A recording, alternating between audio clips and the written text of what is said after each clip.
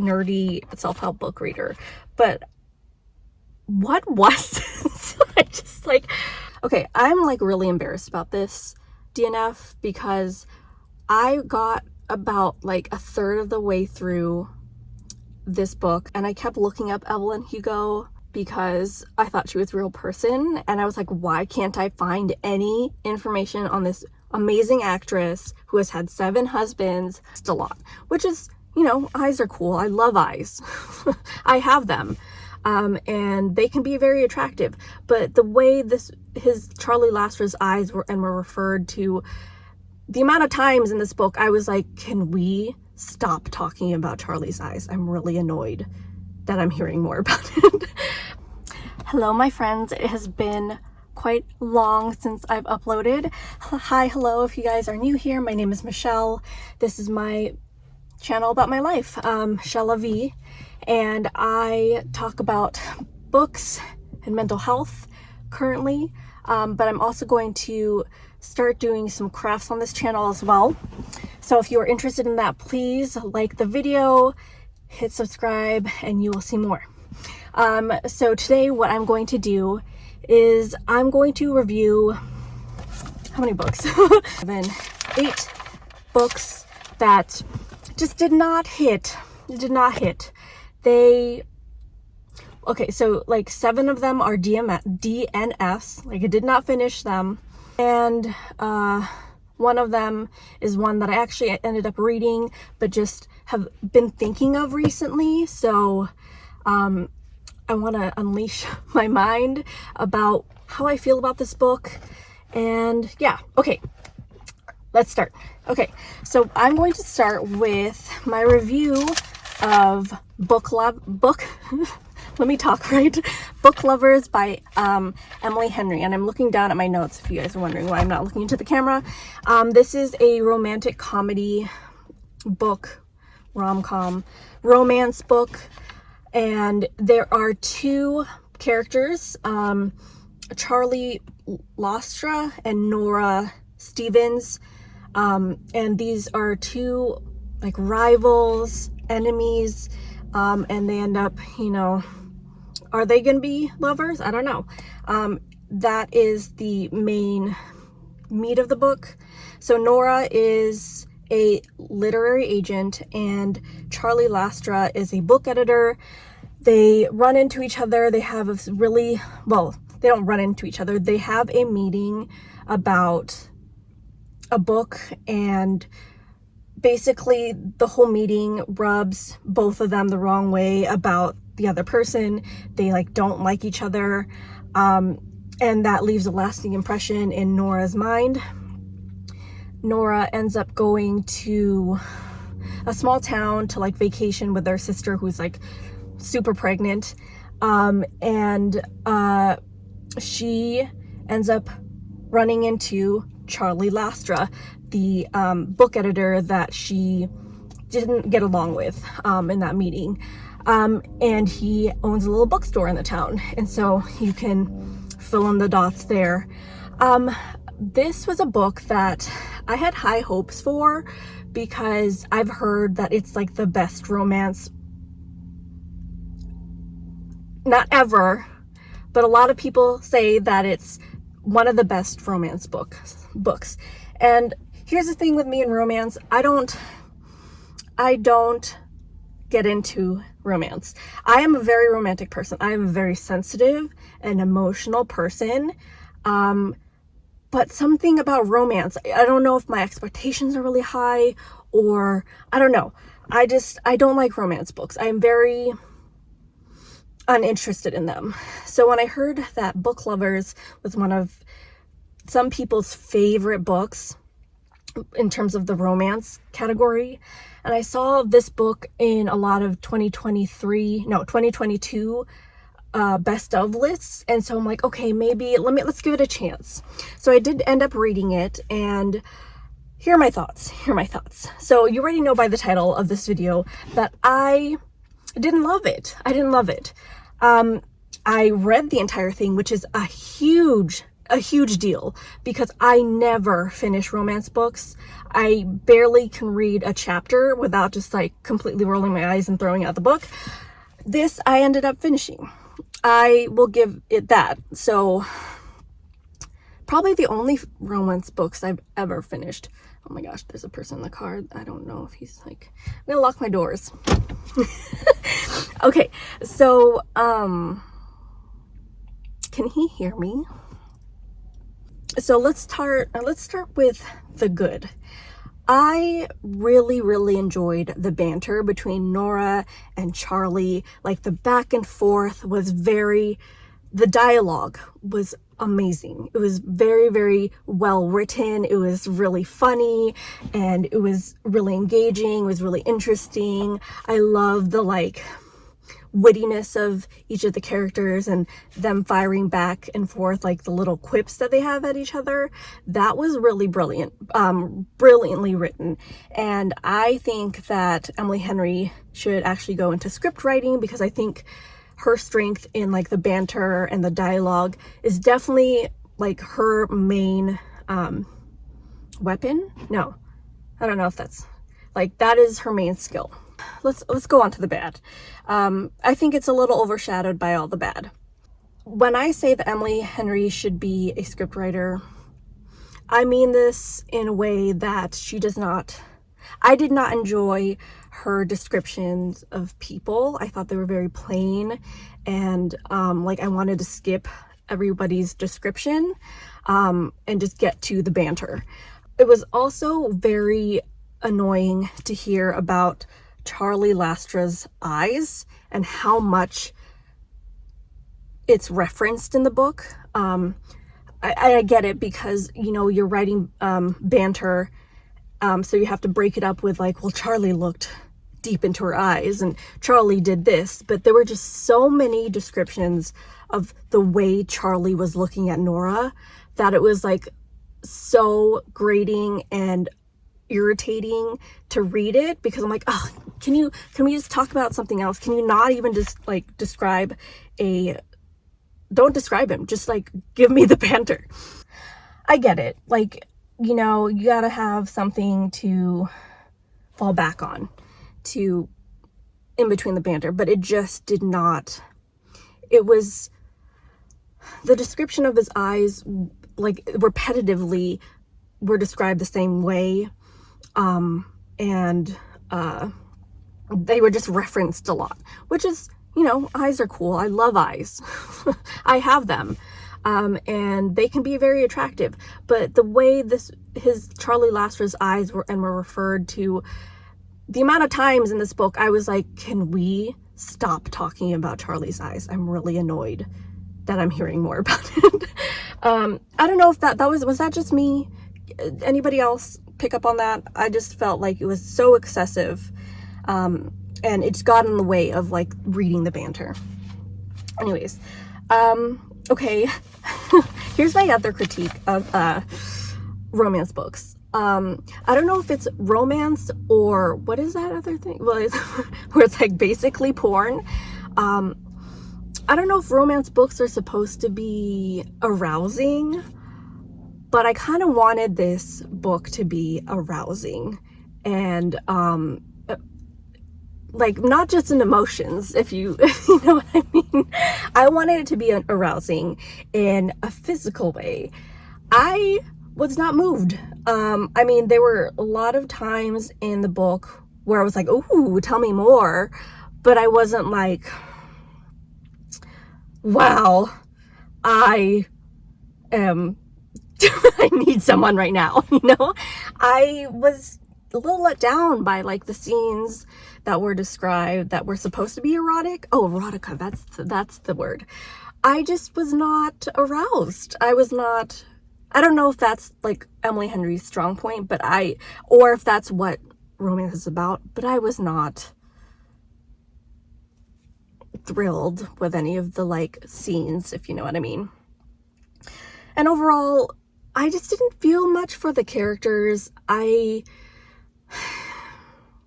didn't have a connection with any one of them.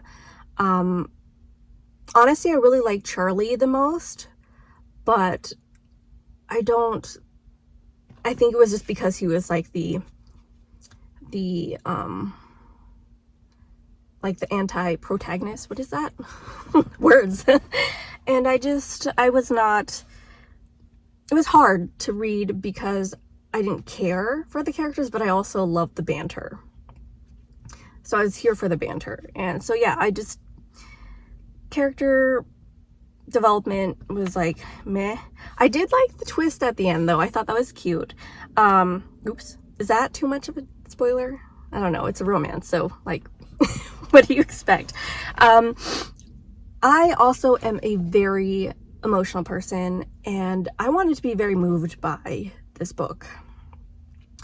And I heard a lot of people in this Facebook book club that I'm in say that they were like sobbing in this book, crying, and it was like upsetting. And there are like a little bit of upsetting things talked about, things that evoked some emotion, but I wasn't like,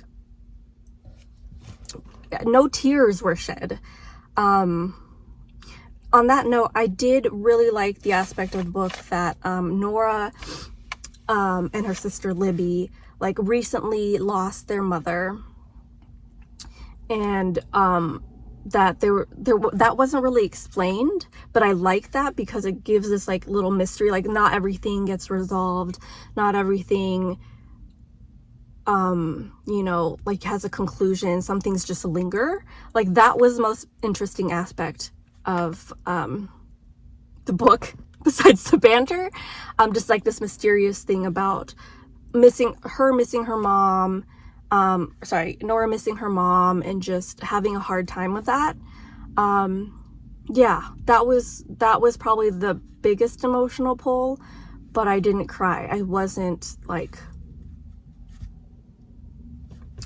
moved. So that is the book review for book lovers.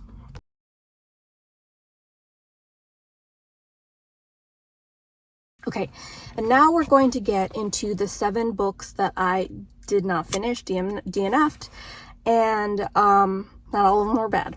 Let me start with the best of the DNFs, and that was Killers of the Flower Moon by David Grann. I listened to this as an audiobook, and I really, really enjoyed what I listened to. I think I got about 50 or 60% of the way, and it was really, really good. The only reason this is on the DNF list is because I didn't finish it. Like, I know that's obvious, but I ran out of time because I borrowed it from my library through an audiobook, and I just wasn't able to finish the entire thing. I think it was like 9 hours total, so it's not a long audiobook. I just didn't have time to dedicate to it, and I'm kind of pissed off at myself for not finishing it because now I'm like back in the queue of my library app, and I am like 260 something in line, and it took a long time, like 6 or 7 months before I was able to like check out the audiobook. So I don't know why I didn't make an effort to finish this. Anyways, the synopsis of this book is basically, this is the history of how the FBI became the FBI. There is this tribe of Indians. There's a lot of mysterious death. It starts out with 3 different deaths. It becomes more and more clear later on that these deaths are related, and more people are dying as the investigation grows and does not get solved. And so people, the Osage people, I believe that's a tribe, get really scared that they're going to be the next one on the kill list because they cannot pin all of these murders to somebody, to someone or something. It's really wild to listen to all of it because I had no idea about the birth of the FBI, and like also the history of like policing and detective work was so interesting. Obviously I'm young enough to have been in a world where there's police. David Grann goes into great description about like what the world was before police and the FBI, and it was just wild. Like literally it was Wild West. When there's a cop involved, it wasn't really like a cop, it was just somebody of influence in the town that everybody liked. Listening to all of the way the murders are investigated at the beginning, like there wasn't any control of, you know, evidence. And so that was really interesting to hear that like everybody kept going back and forth to the body and there wasn't any restrictions. And then they like pick at the remnants. I don't know, it's so weird to think of a world that is like that.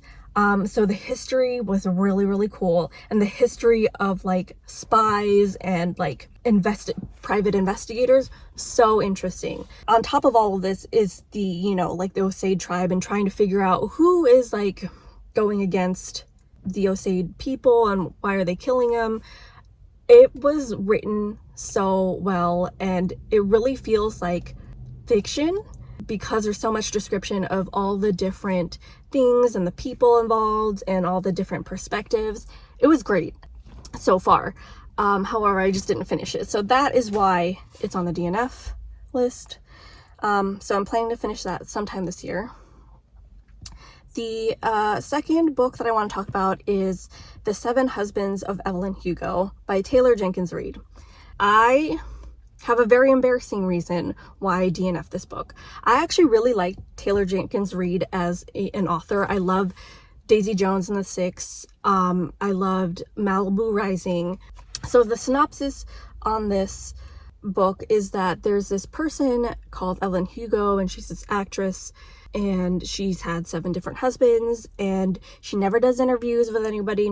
She's kind of mysterious in that sense. And she finally sits down and talks about her life with these 7 men to a reporter. So basically it's like a retelling of her life. Okay, I'm like really embarrassed about this DNF because I got about like a third of the way through this book and I kept looking up Evelyn Hugo because I thought she was a real person, and I was like, why can't I find any information on this amazing actress who has had 7 husbands? I tried to look up like pictures of her and history. She's not a real person. This is fiction. I don't know why the hell I didn't know that. I wanted this to be real. Just because I found out this was a fictional book, this got so embarrassing. I was like, oh, I'm kind of not interested, not knowing that it's not real. Like Killers of the Flower Moon sounds like it's fiction because it's so bizarre. I wanted this to be the same. I wanted this to be like, I wanted Evelyn Hugo to be real. And when I found out that she wasn't, I was like, oh, I don't know why it lost its luster. I think I was just like so invested in this character. And when I found out that she wasn't real, I just kind of stopped dead in my tracks. I think it was too much of a shift change in my perspective. I just was like, okay, yeah. The next book on my DNF list is Pachinko by Min Ji Lee. I've heard a lot of good things about this book, like that it's really interesting, it's a great memoir, except I don't think it's a memoir. I think it's a work of fiction. See, this is like why I have problems with things. And I've just heard really good things about this book. So I went into it with those expectations. I was really excited. I read about 5% of it, not very much, and I was just bored. So the synopsis of this book is that it's about a Korean family that emigrates to Japan, and I don't remember what happened in the story. I didn't even get to that part in the story where they had to emigrate to Japan because the description, the writing, the characters, I was just not interested, and I felt so bad that I wasn't interested in these characters or the story, but I was just bored. Please leave me comments about like why should we read this book, because I know it's probably good. The beginnings felt really slow. Like the main character was in this fishing village and her like husband was gone or something, and then she ends up having to run this like fishing fortress thing. It wasn't very interesting. Like I don't remember, obviously. So unfortunately this is a DNF. And my thing with DNFs is like, do not be afraid to not finish a book if you don't like it. We have very finite lives. If something isn't really interesting to you, spend time on something else that is. And I just was like bored. And because of that, I was like, let's stop right here. And I'm not going to torture myself to try and make the most out of this. If I don't like it, I don't like it. And I didn't give it a chance probably, but I wasn't interested, you know.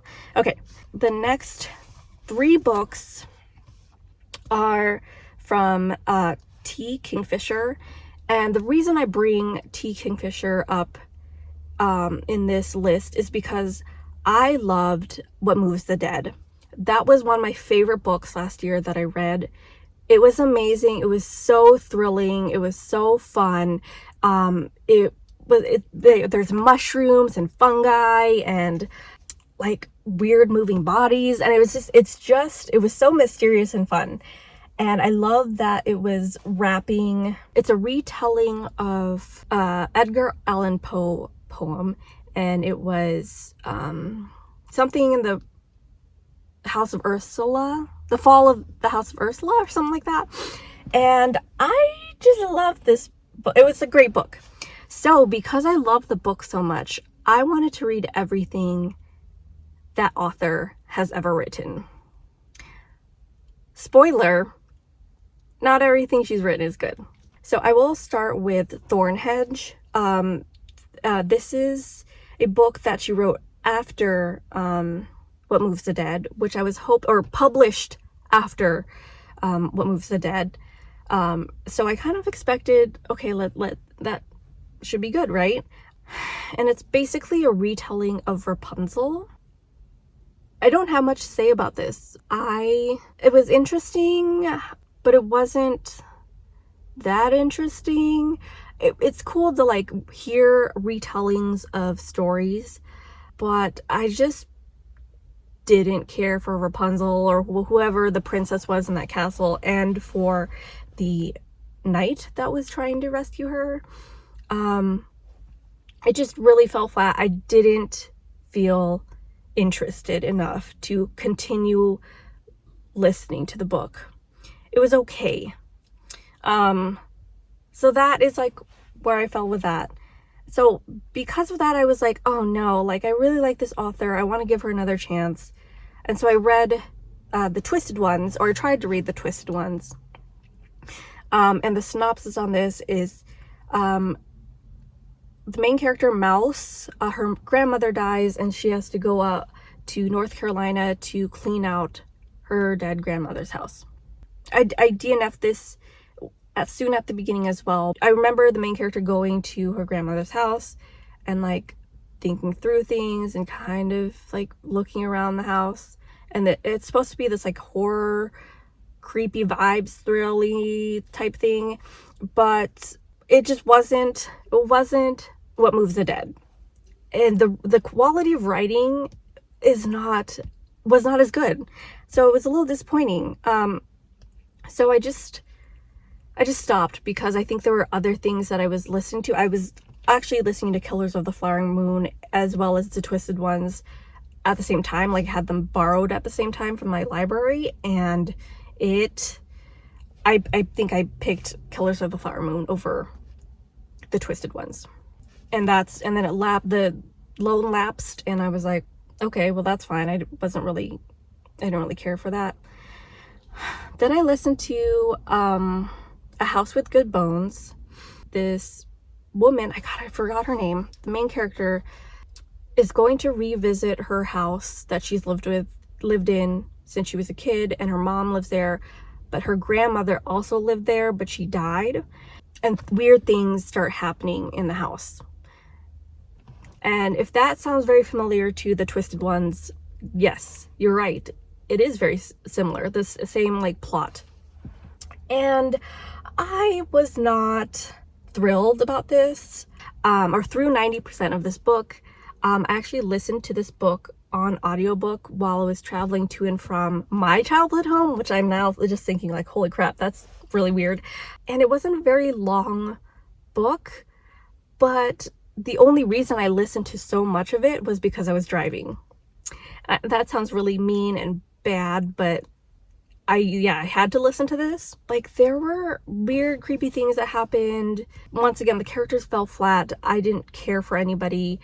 I did like, though, that there was a master gardener in this book, because I'm gonna be a master gardener, and honestly, that was kind of it was mostly why I tried to finish this book.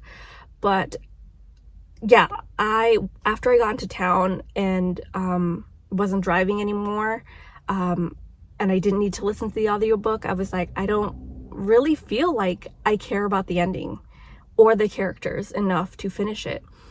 Now, I really should, just because I'm so close to finishing it, but honestly, I don't know if I'd get anything from it, so I'm gonna leave it as DNF, unless you guys let me know that it ends in a way that I must finish it, okay? Like, let me know if I'm wrong about these books. I'm too impatient. I don't know. Okay, the last book on this list that I DNF'd is called The 5 a.m. Club by Robin Sharma. I love a self-help book. This title screamed self-help book. And my expectation with this book, because it gets sold as a self-help book, was that it was going to tell you a bunch of different things to do at 5 a.m. Or the first hour where you wake up, and give you like studies about why it's good to wake up early. I don't know, like, I was thinking of this in a very scientific, like, positive, encouraging, motivating book. That was my expectation. What I got was a story of these people that attend a seminar, and you're getting like different people's perspectives about the seminar. There's like this rich guru, there's like this like homeless dude, I think, and then there's like this artist, and like different personalities, and you get their point of view about this seminar. It was just so bizarre. Like, I was like taken aback. Later, I did do a little bit of research, and I read that this is more of like a parable of like what to do at 5 a.m. But I feel like that's an overcomplicated way to sell what you should do early in the morning. I was like, maybe these are personas, and then you get like little, like, which persona are you? And then you like look at the facts and like, okay, well, I am like the weird, quirky one, the artist, and this is what the artist does like at 5 a.m. I don't know. Apparently there is a twist at the end of this story. And that was enough. Different standards. Maybe I'm really boring, nerdy self-help book reader, but what was this? I am so confused about what this was, and I put it down because it just was like so off-putting. All right, so I have reached the end of my book reviews of these books I didn't finish, and a romance book that I finished but didn't really enjoy. I hope that was really interesting to you. If you guys really like this video, please, I invite you to thumbs up, subscribe. I am going to I'm going to be more active on this channel, and I just really thank all of you guys who have stuck around, the 15 of you, and I appreciate you. And yeah, so stay tuned for more. There'll be more from me in the coming weeks, okay? All right, I'll see you later. Bye.